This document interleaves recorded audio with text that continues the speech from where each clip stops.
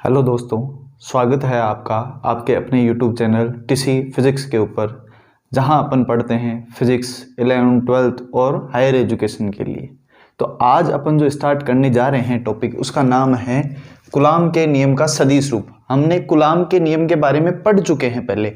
मैंने बताया था आपको कि कूलॉम का नियम क्या कहता है। कूलॉम का नियम कहता है कि दो स्थिर आवेश Q1 और Q2, उनके बीच में लगा वैद्युत बल, इलेक्ट्रिक जो फोर्स है, उसका मान क्या होगा?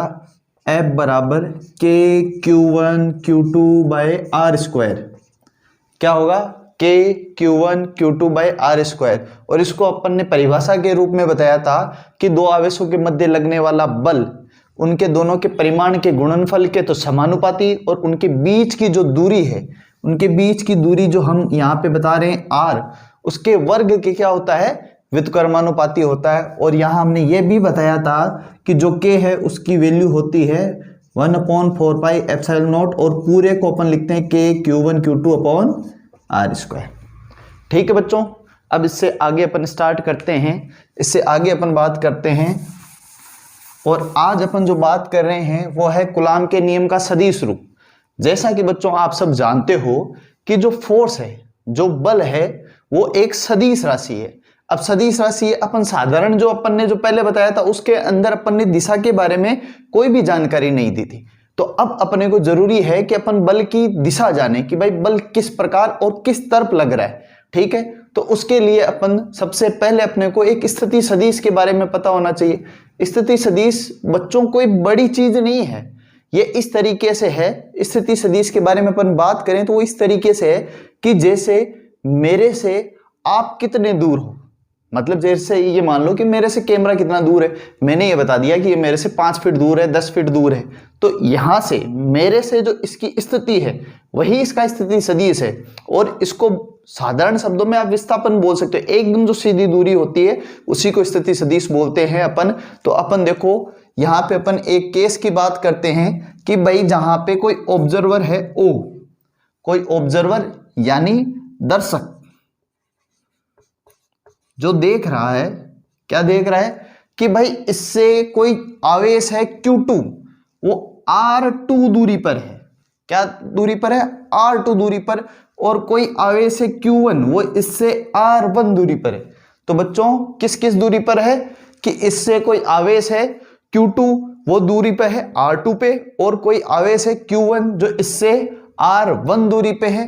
तो इससे यहां पे जो मिलाने वाली रेखा है या जो इसका विस्थापन है Q1 से Q2, उसका मान होगा R21 vector is equals to R2 vector minus का R1 वेक्टर।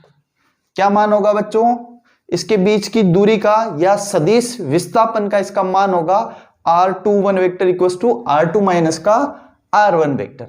अब देखो बच्चों, अपन बात करते हैं कि भाई ये जो आवेश है Q1 Q2 पे बल लगाएगा, Q2 Q1 पे बल लगाएगा। तो इस बल को अपन लिखते हैं कैसे कि भाई अपन ने इस तरीके से, हमने ये माना है कि दोनों स्टार्टिंग के अंदर दोनों समान आवेश है, यानी समान प्रवृत्ति के। अगर धन आवेश ये है तो ये भी धन आवेश है, और अगर ये धन आवेश है तो ये भी धन आवेश है, और अगर ऋण आवेश है तो दोनों ऋण आवेश है। तो उस स्थिति की बात कर रहे हैं अपन। तो यहां पे जो अपन फोर्स की बात कर रहे हैं वो फोर्स होगा F21 वेक्टर। अब देखो आपकी किताब में, आपकी जो बुक्स है 12th की 11th की, वहां पे बताया गया है कि हम सदिश को किससे डिनोट करते हैं? हम सदिश को डिनोट करते हैं बोल्ड लेटर से, मतलब डार्क, आपको बहुत गाढ़ा लिख के दिखा देते हैं। पर यहाँ पे ये चीजें पॉसिबल नहीं होती है। और बाकी सदिश को बच्चों इससे ऊपर वेक्टर एक तीर का निशान लगा के ही बताया जाता है। ठीक है, तो अपन उसी प्रकार बता रहे हैं। तो इसको यहाँ पे हमने F21 वेक्टर लिखा है, मतलब कि 1 नंबर का जो आवेश है वो 2 नंबर के आवेश के ऊपर क्या लगा रहा है?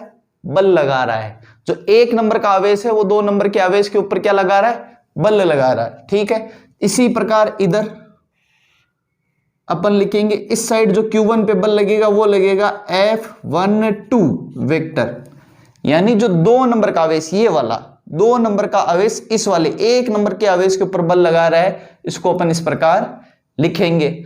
और इसको अगर अपन इसी दूरी को जो इन दोनों आवेशों के बीच में जो सदिश दूरी है, सदिश विस्थापन है, उसको अपन लिखना चाहें, जैसे अपन ने लिखा है r21 vector equals to r2 minus का r1 वेक्टर।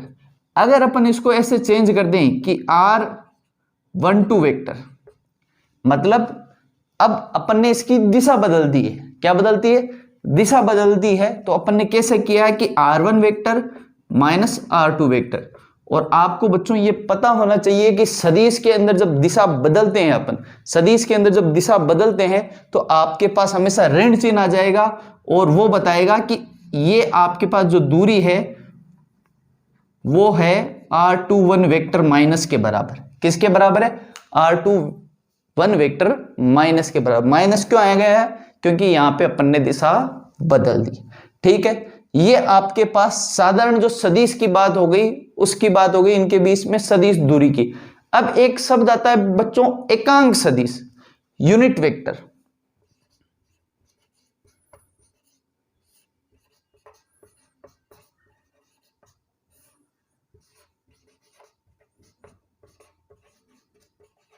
यूनिट वेक्टर या एकांक सदिश क्या होता है कि बच्चों ऐसा सदिश जिसका मान 1 हो, ऐसा सदिश जिसका मान 1 हो और वह केवल दिशा बताए, ऐसे सदिश को अपन बोलते हैं एकांक सदिश। और उसको अपन डिनोट करते हैं साधारणतः आर कैप से। किससे? आर कैप से। ऊपर टोपी पहना दो बस, ये हो जाएगा आपके पास एकांक सदिश। और इसका अगर अपन मान निकालना चाहें, यूनिट वेक्टर का मान निकालना चाहें आर कैप, तो ये इस प्रकार होगा कि जहां R vector upon R mod का वेक्टर, मतलब खुद सदिश उसके अंदर भाग दो सदिश के परिमाण का, खुद सदिश और उसके अंदर भाग दो सदिश के परिमाण का, तो आपके पास प्राप्त होता है, क्या प्राप्त होता है? एकांक सदिश। यानी ये क्या है आपके पास? सदिश, और ये है आपके पास सदिश का परिमाण, सदिश का परिमाण। ठीक है बच्चों, आपको क्या मिल रहा है? यहां से एकांक सदिश मिल रहा है। किस प्रकार मिल रहा है? जब अपन सदिश के अंदर उसके परिमाण का भाग दें तो अपने को सिर्फ क्या मिलेगा? सदिश, एकांक सदिश प्राप्त होगा। ऐसा अगर एग्जाम्पल से लें कि भाई जैसे कोई आपके पास कोई वेक्टर है, वो है 5x कैप। हमने बात कर लिया कोई सदिश है आपके पास a, कोई सदिश है जिसका मान है 5x कैप। अब इसका अपने को x कैप निकालना है, सिर्फ क्या निकालना है? x कैप, यानी इसकी एकांक सदिश निकालना है। क्योंकि इसके साथ देखो गुणा में क्या है? 5 है। अगर इसके गुणा में 1 लाना है तो आप क्या करोगे? इसके साथ गुणा में 1 लाना है तो आप क्या करोगे? सदिश a के अंदर आप किसका भाग दोगे? 5 का। मतलब 5x कैप डिवाइडेड बाई 5, 5 से 5 काट लो, x कैप बच जाएगा आपके पास। ठीक है, तो आप एकांक सदिश को किस तरह परिभाषित करोगे कि जिसके अंदर सदिश के अंदर आपने सदिश का परिमाण का भाग दे दिया है, वो आपके पास क्या है? एकांक सदिश है। तो बच्चों यहां से अपने को एकांक सदिश के बारे में जानकारी प्राप्त हुई है। और अब अपन बात करेंगे कि भाई जो आपके पास दो सदिश हमने बताए हैं कि भाई एक तो है आपके पास r21 कैप, तो इसका एकांक सदिश क्या हो जाएगा? ये अगर सदिश है, इसको सदिश लेके चलें, इसके रेस्पेक्ट में अगर एकांक सदिश निकालें तो उसका मान आ जाएगा आपके पास r21 कैप बराबर आ जाएगा r21 vector divided by r21 vector का मोड, यानी इसका परिमाण। खुद सदिश के अंदर सदिश के परिमाण का भाग दे दिया। अगर अपन बात करें कि भाई आपके पास सदिश ऐसे दे दे r12 कैप, इसकी बात कर ले तो आप कैसे लिखोगे? r12 vector divided by r12 vector का मोड। मतलब सदिश r12 के अंदर उसके परिमाण r12 का भाग देने पर। ठीक है बच्चों, यहां से आपको एकांक सदिश समझ में आ गया होगा। एकांक सदिश हमेशा सिर्फ दिशा बताता है, ये ध्यान रखना, उसका खुद का मान सिर्फ एक ही है। आप अगर ये सोचो कि भाई जैसे आपके पास कोई संख्या 10, उसको 1 से गुणा करो, क्या फर्क पड़ जाएगा? वही 10 आना है। 20 को 1 से गुणा करो, क्या फर्क पड़ जाएगा? वही आ जाना। पर एकांक सदिश उसके साथ खुद की दिशा भी है, तो यहां से अपने को सिर्फ इसका उपयोग ये आएगा कि अपन जहां पे भी अपने को दिशा का काम होगा वहां दिशा अपन उपयोग में ले लेंगे। तो चलो बच्चों, अब अपन बात करते हैं कि आपके पास दो प्रकार के आवेश, ठीक है, दो प्रकार के आवेश है। आपके पास किताब में लिखा हुआ है Q1 Q2 is greater than 0, मतलब Q1 Q2 का मान क्या है, 0 से ज्यादा है। इसका मतलब क्या हुआ, इसका मतलब ये हुआ कि बच्चों ये आवेश भी धन आवेश है, ये आवेश भी धन आवेश है, या ये आवेश भी ऋण आवेश है, और ये आवेश भी क्या है, ऋण आवेश है। दोनों समान आवेश है। जब किसी भी दो समान राशियों को, समान चिन्ह वाली चीजों को जब आप गुणा करते हो तो आपको उसके रिजल्ट के अंदर हमेशा धन ही मिलता है, पॉजिटिव ही मिलता है, जो हमेशा 0 से बड़ा होता है, जो हमेशा 0 से बड़ा होता है। तो आपके पास अगर Q1 Q2 पे बल लगा रहा है तो इस तरीके से बाहर की तरफ, और अगर Q2 Q1 पे बल लगा रहा है तो इस प्रकार बाहर की तरफ, और इस साइड अगर बल लग रहा है उसको अपन क्या बोलेंगे, F12 वेक्टर। आवेश 2 के कारण आवेश 1 पे लगा बल, आवेश 1 के कारण आवेश 2 पे लगा बल, और यह बल ध्यान रखना बच्चों, क्या है ये बल, हमेशा प्रतिकर्षी होगा। जहां पे दोनों आवेशों का गुणा होकर आपके पास 0 से ज्यादा मान प्राप्त हो रहा है, हमेशा आपको क्या प्राप्त होगा, प्रतिकर्षी बल प्राप्त होगा। कौन सा बल प्राप्त होगा, प्रतिकर्षी बल होगा। रिपेल, यहां पे एक दूसरे को आवेश क्या करेंगे, रिपेल करेंगे, प्रतिकर्षित करेंगे।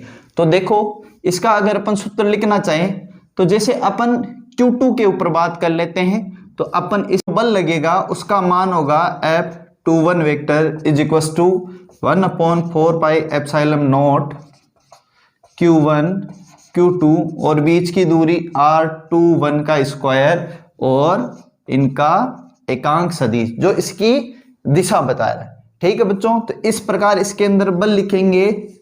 और जब अपन सेम दो आवेश है Q1 और Q2, बस उनके क्या है, साइन अपोजिट है। क्या है, साइन अपोजिट है। एक है धनावेश, एक है ऋणावेश। जब इन दोनों को अपन गुणा करते हैं तो आपके पास मान क्या प्राप्त होता है, दोनों का 0 से कम। जैसा आप समझते हो कि भाई अगर कोई राशि एक धनावेश, एक धन है एक ऋण है, मतलब एक पॉजिटिव है और एक नेगेटिव है। जैसे 2 को -1 से गुणा करेंगे तो क्या आएगा बच्चों, -2। उसी प्रकार, और वो -2 किससे छोटा है, 0 से छोटा है।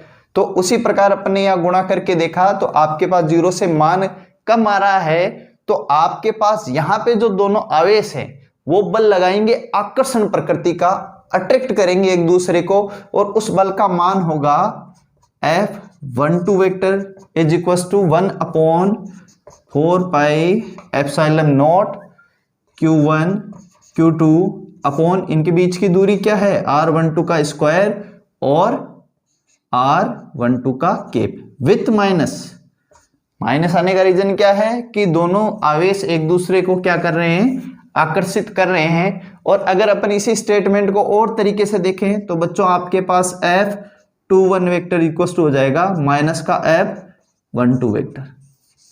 ये आपको देखने में न्यूटन के तीसरे नियम, क्रिया प्रतिक्रिया के नियम के जैसा दिखाई दे रहा होगा।